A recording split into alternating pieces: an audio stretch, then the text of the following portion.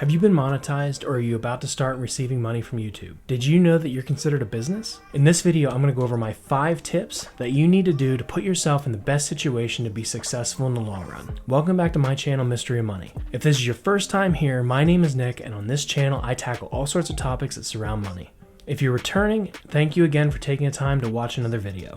Before we get started, as a YouTuber, you know the benefits of that little like button, so if you could do me a favor and turn it blue, I would greatly appreciate it. Thank you very much for taking the time to do that. Now let's get started. When you became a business, there are additional steps that you need to take in order to make it successful. I'm going to go over my top 5 that I think are essential for long-term success. This is not a complete list, and I'm sure there's some that I'm missing. So if you can think of any, be sure to list them in the comments below. This will help out the community, and hopefully we can learn from each other. Most of these tips are going to apply to channels and businesses based in the US, as laws and taxes are different for business locations outside of the US. Some of these tips can also help you out even if you're not based in the US, so don't tune out just yet. Step 1, business structure.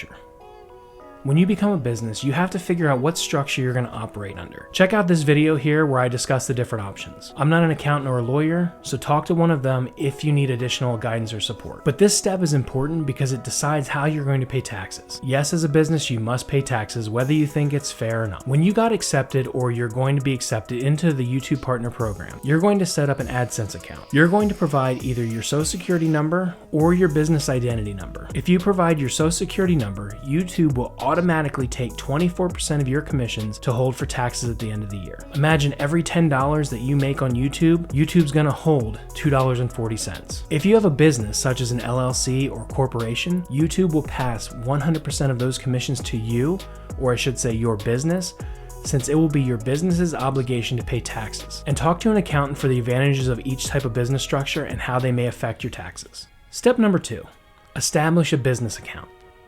This is a big one, and they're pretty easy to set up. Once you have your structure and obtained your EIN, this is your employer identification number.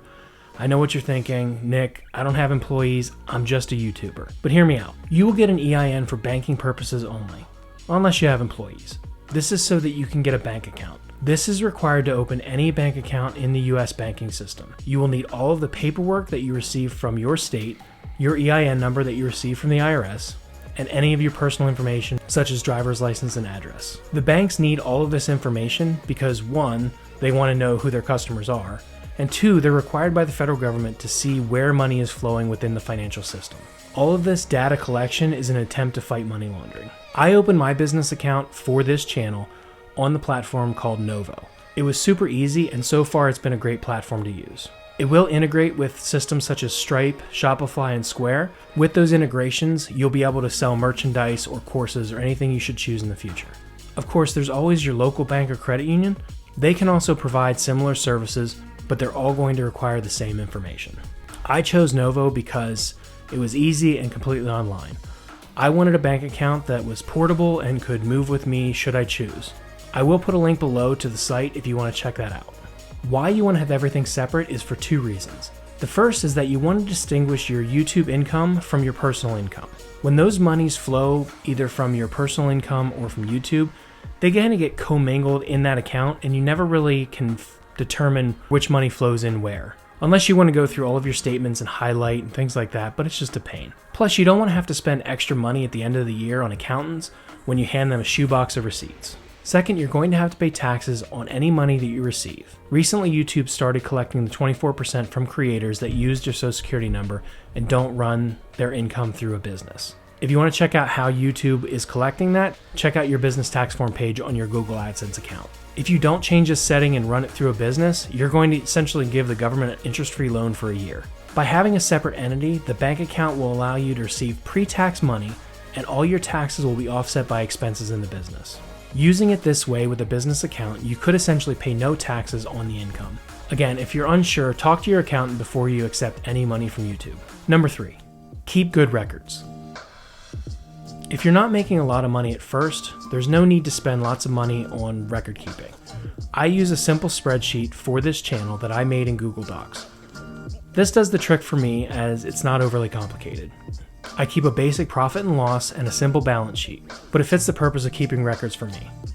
As you grow, it may be necessary to get more advanced bookkeeping software, And in my other businesses, which I talk about on this channel, we use QuickBooks. I'm going to post a link below for QuickBooks so you can check it out if you want. There's several different plans, such as a freelancer all the way up to big corporations. It works very well for me, but it does have a monthly fee, so you have to factor that in. In the beginning, spreadsheets are fine, and I'll post a link to a free template that I use, so you can check that out in the comments below.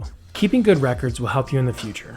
Should you need to borrow money for more expensive equipment or hire staff when you get to that level? This is going to tie closely with your business bank account, and it can help your banker get more comfortable with lending you money because they have both sides of the equation. Number 4, use the money correctly. Use this money in your business for your business. Make sure you're using this money to make more money. A common mistake that many small businesses make is using that money as extra income for their personal life. They adjust their lifestyle to the additional income. If you treat the money like the business owns it, and then you pay yourself a salary or distribution, and if you want to know a little bit more about those, check out this video here. If the business owns it, then you can use it to purchase things that the business needs. Upgrading equipment or reimbursing yourself for initial purchases is a way to maximize the money and also minimize your taxable liability. Again, you want to consult an accountant if you have any doubt on what you're using the money for. Number 5, enjoy the journey. You have started making money for something you love to do. Very few people can make that claim. You should be very proud of the fact that you created something from nothing and that other people took the time to watch your channel. Use this as fuel to keep getting better and honing your craft. I know for me, I feel more satisfaction in the little income that I'm getting from the channel than any job I've done in the past. This is all me, and I am in complete control of my success or failure. A lot of my success or failure will depend on my audience, which I hugely appreciate the time that they took to watch my videos. My goal is to provide as much value to my audience as possible and to help as many small businesses as I can. There's a great quote by Zig Ziglar that says, if you want to make $1 million, help 1 million people. Not that I'm aiming to make $1 million, I'd like to, but ultimately my goal is to help as many businesses as I can. I know it's a tough environment out there, and being a small business owner, it really is intimidating when you look at the grand scheme of things and everything that you have to do. So if my channel can help out 1, 2, or 1,000 businesses, that is a reward enough for me.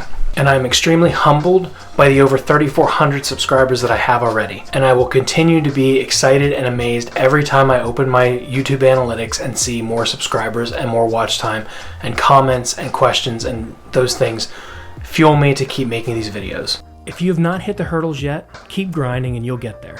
Hopefully when you do get there, this information will prepare you for when you finally receive your AdSense envelope. I wish you the best of luck in your business, and if there are any questions or comments that you have, post them in the comments below. It can only help out other people in this journey that we're all sharing. If you're interested in other videos about helping your business grow, check them out here, and until next time, have a great day.